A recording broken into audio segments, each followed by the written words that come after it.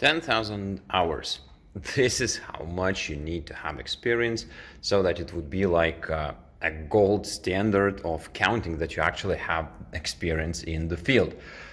Well, if you don't have 10,000 hours of experience in the field where are you trying to build your startup, it's not a tragedy.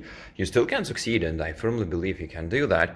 But when we see startup founders stating that, well, our strongest point or our competitive advantage is our our competence, our experience, our knowledge in the field, then the right question is how much time you've spent in this industry, in this specific area of possible expertise, of possible problem solving.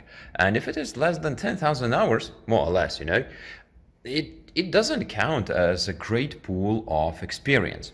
And when we are talking about experience in the field, it doesn't necessarily have to be work experience.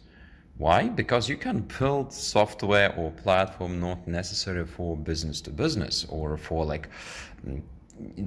specific industry. That's not necessary to do. Well, if you have experience, for instance, in board games, in skating, in riding a bike, or whatever it is, if you have this much of experience, you know that field, all ins and outs, maybe not all, but a really, really huge amount.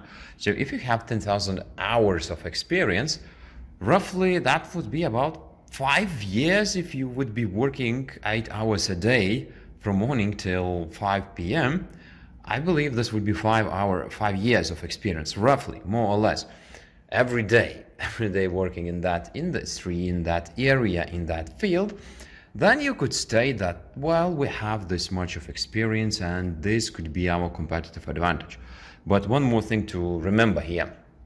It's not enough to spend this much of time in the industry or in the area now to claim that we have competitive advantage over here. It means nothing if you can't adopt anything from that. So the key takeaway is that it's not so much about how much time you've spent and how much experience you have in the field, but what you actually have taken from that. If you have insights, if you have some conclusions, if you have some discoveries from that, cool, that counts. The next question is, can you use that in building your startup or in marketing and selling your software, your platform, your application? If you can do that, cool. Then I count your experience as possible competitive advantage. Otherwise, well, it's just a vague statement.